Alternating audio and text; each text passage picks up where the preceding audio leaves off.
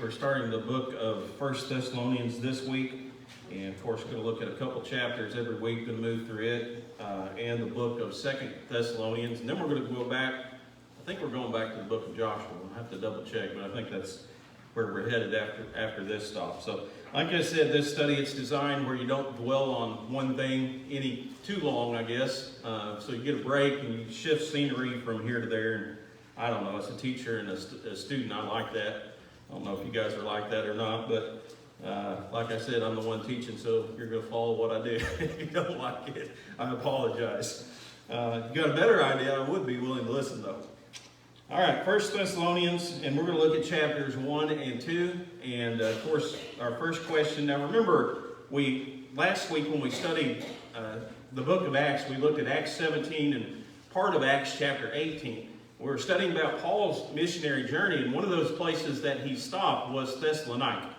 And so we read about that in the first part of Acts chapter 17. Just kind of keep that in mind, because what it does is it gives you a little bit of background to the epistle itself and the city and some of the things that went on there. And we'll probably, as time permits, we'll probably refer to that back and forth. I know I kind of realize, I'm getting longer and longer on these things, so I'm going to try to keep my answers really brief and maybe not get so much into detailed discussion. I wish we had more time to do that, but you know how time is. It does permit us to cover all this material and do that too. So we're going to try to briefly cover the main points and kind of the main thought of these chapters. And then if we have time left at the end, maybe we can chase some rabbits or do some more discussion.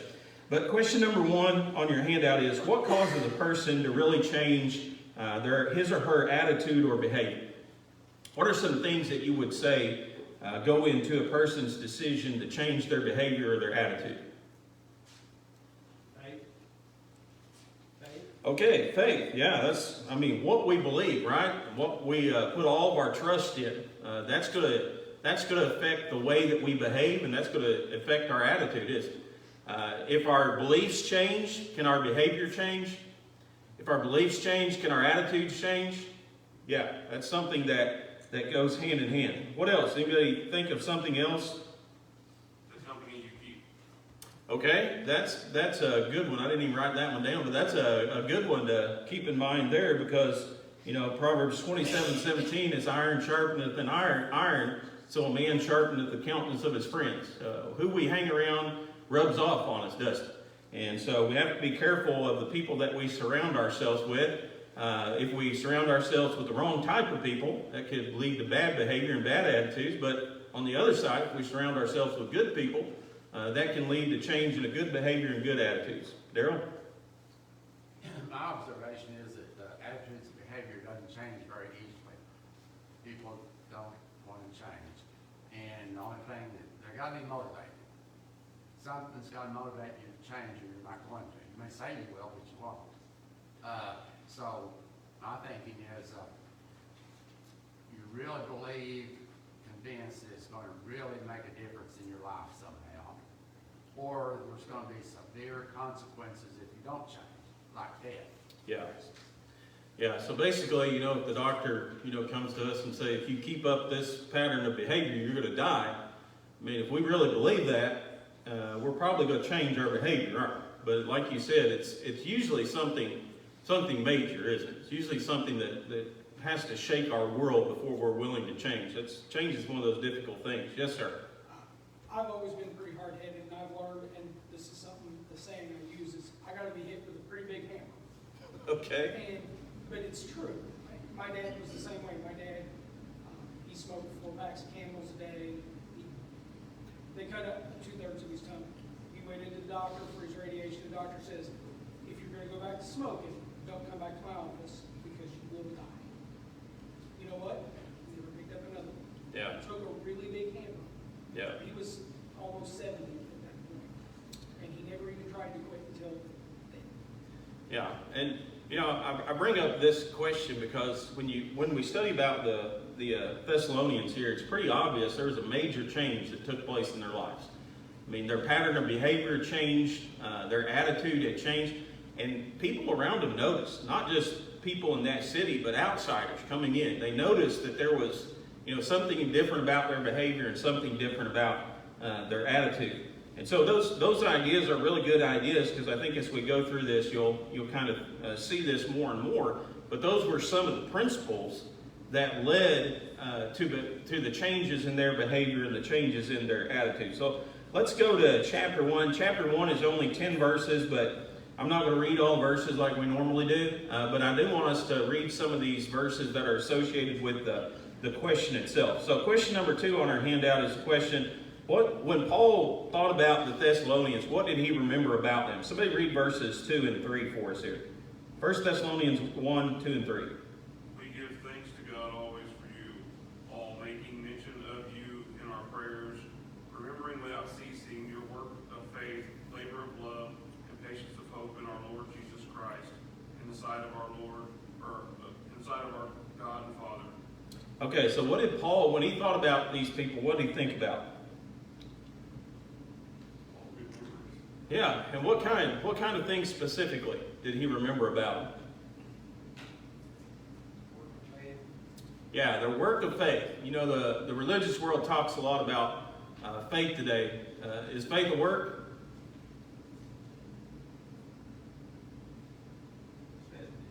Well, if your faith isn't working, it's not a pleasing faith to God, is it? The Bible surely teaches that. So Paul, when he thought about these people, thought about the things that they believed, they put into action.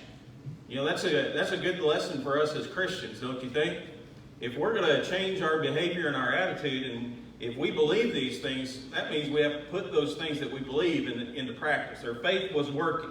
What was the other thing that he mentioned there? I guess there's 2 other things that he mentions there. Labor of love and patience of hope. Yeah, the labor of love. And so would you say that true love could change a person's behavior and attitude? Think that's a fair assessment? Yeah, I mean, we know that from the physical world, right? You take a man who falls in love with a woman and gets pretty crazy, doesn't he? He'll do about anything. It can change a person. But specifically, he's talking about the love that they had for God. He remembered the great love that they had for God, how they were working for God because they loved Him. You know, love is more than just a word, is it? Love is reflected in our actions and in our words. And certainly the Thessalonians reflected their love for God in the things that they said and in the things that they did. And then hope was one of the other things. What does hope do for us?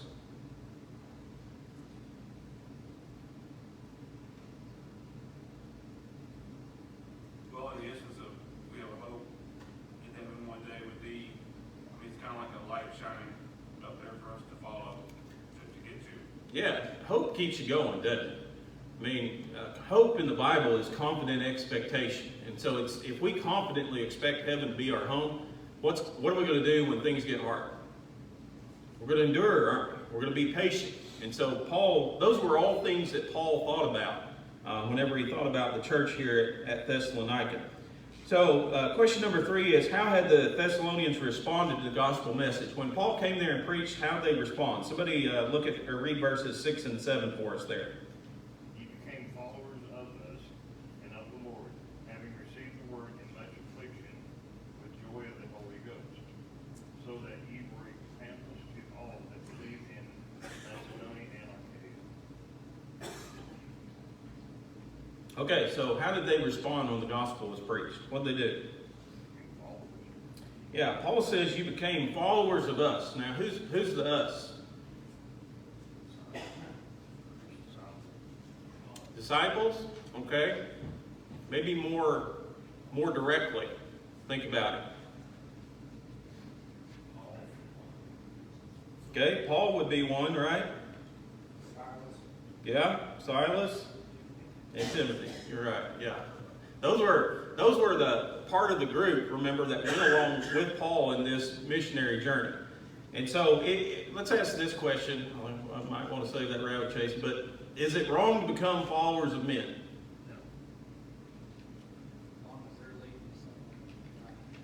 Yeah, as long as our motive is not, we're not following them to become something to them. That's not why we're doing what they do. Why did the men do what follow Paul and Timothy and Silas? Example, they said.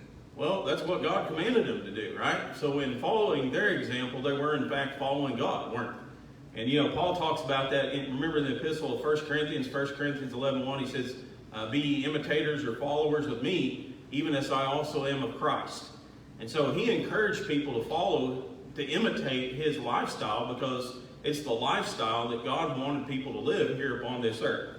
And so it's not wrong to be followers of men, so to speak, but we're not doing it for the glory and the praise of men or to become associated with some human being. We should be doing it in order to be pleasing to God. And that's the reason that these men and women had become followers. So they followed Paul, Silas, Timothy. They followed the Lord.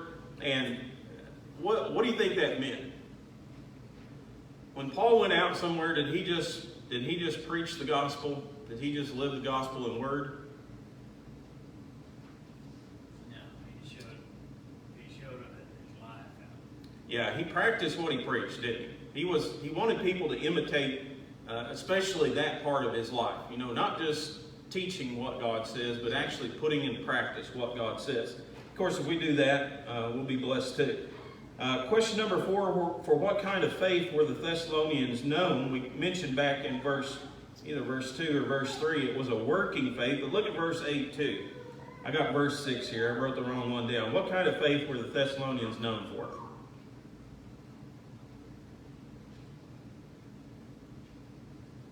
Faith toward God. Yeah, it was, you know, when I think about the faith that they had, I don't know if it's the best way to describe it, but I think about a living faith. You know, a belief system that's alive. And people saw what they believed in the way they lived, right? People saw what they believed in the fact that they were trying to teach the gospel to other people. And so it wasn't just, you know, this mental acknowledgement of something in their life. It was something that they put into practice that people could look at and take notice of. And so they had a living, working faith. And remember, James writes about faith that doesn't work in James chapter 2, 19 and 20. Remember in verse 19, he says, you believe that there's one God, you do well, the devils also believe and tremble. But faith without works is what? Dead. There's a dead faith and there's a living faith. The devils, the demons, have dead faith. Do they believe in God? Sure. Yeah, what do they do about it? Absolutely nothing. They believe that God exists probably more strongly than any person, any human being believes. But they don't act on that, what they know to be true. And if we don't act on what we believe, what we know to be true, that's just a dead faith. We have to have that living, working, active faith in order to be pleasing to God. Question number 5 here. So how had the Thessalonians' lives been a model for other people? So let me read verses 7 through 10 here.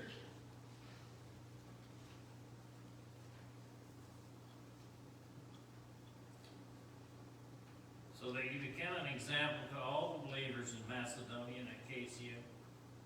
For the word of the Lord is sounded forth from you, not only in Macedonia and Achaia, but also in every place your faith toward God gone forth, so that you have no need to say anything. For they themselves report about us, what kind of reception we had with you, and how you turned to God from idols to serve a living and true God, and to wait for his Son from heaven, whom he raised from the dead, that is Jesus, who rescues us from the wrath to come. Okay, so how had their lives been a model for others, right? He said they became examples in Macedonia and Achaia. What were they good examples of? Quit serving idols and serve God. Yeah. Yeah, there were several things that he makes mention of here in chapter 1. And you know, think about this too. Were these like, you know, were these veteran Christians that we're reading about here? People who've been members of the Lord's church for 50, 60 plus years? No, this was a relatively young church, wasn't it? But yet they were able to be examples to all the other believers. And of course, you know, the Bible has a lot to say, well, not a lot, but some to say about the idea of young people, you know, being able to be example to other people, young Christians. People noticed them, didn't they? I mean, people all in Macedonia, people throughout Achaia noticed, and not only did they notice them, but these young Christians talked about their faith too, didn't they? They didn't just keep it quiet. And when they talked to other people about Jesus and the gospel, I think they were a little bit excited. I would think so. I think they were probably enthusiastic about what was going on and the fact that they were members of the Lord's church. Yes, sir. Well, just for whatever it sounds like they were, many of them were believers of God to begin with. They were long-time Jewish. They weren't anything. They were idol worshipers, and they turned around and did it the right way. Yeah, and remember in Acts 17 when Paul goes in there and preaches, he stays in the synagogue, or he's allowed to speak in the synagogue for 3 weeks, which is pretty unusual for Paul. Usually after 1 week they kick him out. But he had a great response, but the Gentiles were really the ones who responded to the gospel. It wasn't necessarily the proselytes and like you said, the Jews worshiping in the synagogue, but it was a lot of the Gentile people. And what kind of changes did they make? Well, Dennis, question 6 here, he mentioned that they turned, right? There's an idea in the gospel about repentance or conversion. Converting somebody or being converted is the idea of turning around. And so they changed the way that they lived. They turned away from their selfish lifestyle. They turned away from doing wicked and evil things. They turned away from worshiping idols. And they turned to something. They turned to good. They turned to righteousness. They turned to the belief that there is a one true living God. And so they were an example to all other peoples in that particular area in the fact that they turned their lives around. They changed them. And why did they do that? Question number 7. What were they anticipating? Yeah, Jesus' return, right? And that's one of those things I mentioned whenever we talk about it. Do you think these people expected Christ to return 100 years from then? They had the expectation that he was coming any day, right? And that's what made them live the way that they lived. I know we say it a lot, and as Christians we probably say, well, yeah, I expect Jesus could return any day. But do we think that day's today? I don't. Does anybody here think that it is? I mean, generally we don't have that mindset, but if we can maintain that mindset, expecting at any moment that Jesus is going to return, that's going to change the way we live. It's going to change our behavior and change our attitude. Yes, sir. Kind of interesting noted here that you mentioned a while ago about how the Christians they were. You call it the third generation Christians. Christ being the first generation, Paul the second, and the third. So there's not a lot of history for them to rely on for Paul. Yeah, and not a lot of family history, especially because they were probably a lot of them were probably first generation Christians in their respective families. So, but yeah, Christianity hadn't been hadn't been alive very long either, and so it's just a living testimony. Can a person really change? Yeah, I mean these people were living proof of that. Paul was proud of them. So Paul talks about in chapter 2. He talks a little bit about some of the things, his service for Christ that he took on there while he was at Thessalonica. And we're running out of time quickly here, so we're not going to read these verses associated with it, but maybe you can look at them, kind of gather some of the answers. Paul had preached the gospel in Thessalonica. What kind of conditions had he come to Thessalonica under? Does anybody remember? Remember back in Paul's second missionary journey? Where did he come from before he came to Thessalonica? He was treated bad. Okay, and does anybody recall what city that was in? Yeah, Philippi. And what happened there? Just give me a brief summation. Yeah, he got put in jail and he got beat, and they found out he was a Roman citizen, and then they asked him to leave nicely, right? I guess as nicely as they could, but basically they told him to get out of here, right? Without really telling him that. And so he points out there, he'd come from a situation where he'd suffered for preaching the gospel of Christ. He'd been treated shamefully, hadn't he? How did that make the Christians respond in the first century whenever they suffered for Christ and were treated shamefully? Yeah, did it make them back off a little bit? Did it discourage them? Did they sit down and pout and reevaluate their values and their lives? I mean, Paul just goes on to the next city, doesn't he?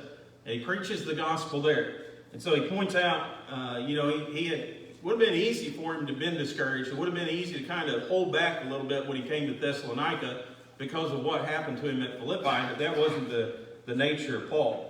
So it was a blessing, some of the things that he experienced there. Some of the things he experienced there weren't such a blessing too. Question number 9 here, what did Paul want the Thessalonians to remember about his time with them? Somebody read chapter 2 and verse 9 for us here real quickly. For you remember, brethren, in our labor and toil, for laboring night and day, that we might not be a burden to any of you, we preach to you the gospel of God. Okay, so what did Paul want them to remember about his time that he spent with them?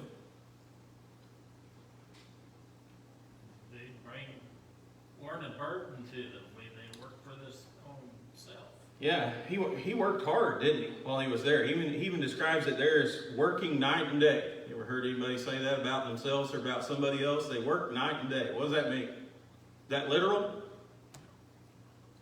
Sometimes, right? What did Paul do? He was a tent maker, right? He probably labored at night making tents. Probably preached the gospel during the day. But, what he wanted them to remember was, was he just kind of trying to do the least that he could to get by while he was there? No, he was a hard worker, right? Physically and spiritually.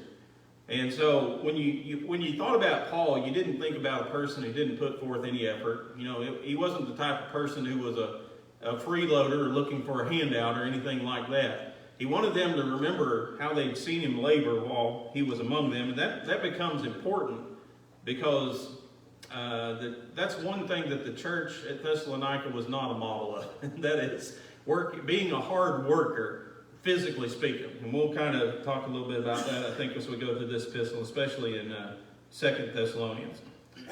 So let's see here. What of these can I work in? Why did Paul do that? Question number 10. Why did he work so hard? So that other people didn't have to support him. Be an example.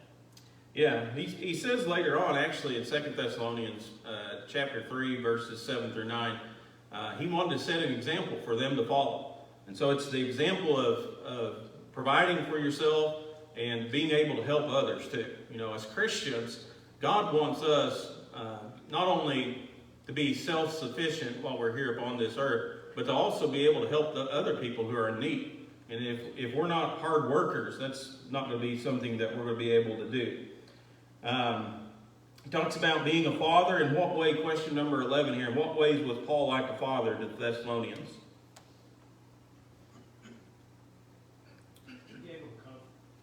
Yeah, I wrote down 3 things. If you were preacher students, I'd tell you, here's a sermon, but we're not like that, so I'll have to write my own notes. I'll have to remember this one because, first of all, his work, right? He was a hard worker. He was the provider, just like a father is supposed to be the provider for the family. So in his work, also in his walk, he set a good example for them to follow. He was a model for them to pattern their lives after, and of course that's what Christian parents are supposed to be to their children today. And his words, he used his words to encourage them. He used them to comfort them, and he used them to tell them the truth. Of course, those are all things that fathers should be willing to do for their children. He talks about how these Thessalonians were like churches in Judea in verse 14. What did they have in common with the churches of Judea?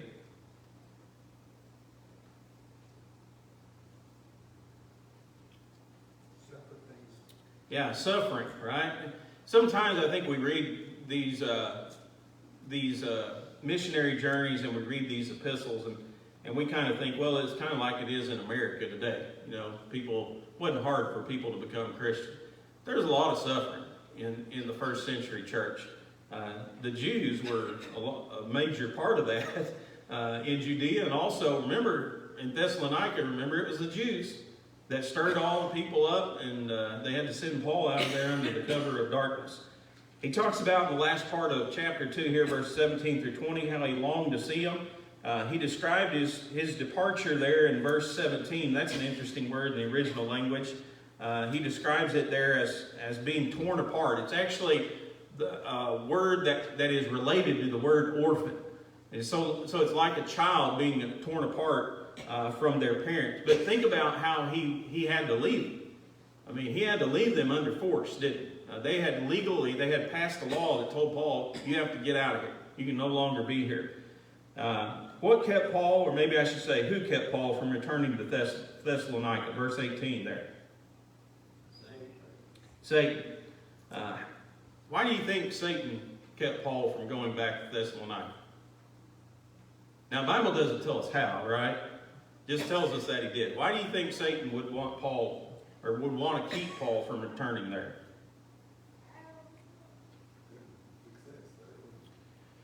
Yeah, if you wanted to weaken the church, I mean, listen, when Paul came, people were encouraged, weren't they? They were strengthened, they were comforted, they were established in the Lord. And so if you wanted to keep those things from happening, Satan knew that was important to do everything within his power to try to keep Paul from coming there. And then question 15, Paul talks about his crown and reward at the second coming of the Lord. What would that be? What was his crown or his reward? Okay, that's part of it. What does he mention there specifically, though, in verse 19? Rejoicing. Okay, with? Yeah. His joy, his crown, his reward was going to be when Jesus returns, to see them standing there with him in the presence of Christ. And think about that as Christians today, though. Obviously when you teach somebody the gospel of Christ, the reward is going to be to see them standing there being saved, right? Entering into heaven. But think about us locally here as the church. I mean, we all strengthen and encourage and help and support one another. And isn't it going to be a time of joy when we get to heaven? We look around, we're all standing side by side there. We're all there in the presence of Jesus. I mean, that's what it's all about. And so Paul was really, really proud of this church here, very young church. But as we're going to go through the epistle, you're going to see, wasn't everything was perfect with him, right? There's some things, some issues that he had to address, but they're a very, very admirable young group of Christians. Anybody have any thoughts or questions or comments before we end tonight? When Satan hindered you, I know it doesn't say for sure, but what would have been some of the different examples? You do want to chase rabbits, don't you? Well, what would be a good example? I don't know. Anybody got anything that they could throw some light on? Do what? Illness. Illness? Okay, that could be a possibility, but Or possibly him getting word that you say they passed we'll call it an ordinance or a law, saying that he had to leave. yeah. Perhaps he received word that, I mean, he's not afraid to die for the Lord, but he's still got work to do. And if he receives word that they will kill you. Yeah, and remember that group of Jews followed him to different places. You know, they were a pretty zealous group of people, so I would say they were pretty powerful instruments in the hands of Satan. He's a pretty strong discourager, and again, God was directing this missionary journey. He was telling Paul where to go and what to do, and so maybe the opposition was just too strong there for him to return. And you take brothers who go against you or whatever, would be very, very hard, especially as much as he felt about the Jews being Jews. Yeah. Yeah, there was a lot of tension between he and the Jewish nation. He loved them, but he wasn't afraid to tell them the truth either, was he? Yeah. Anybody else?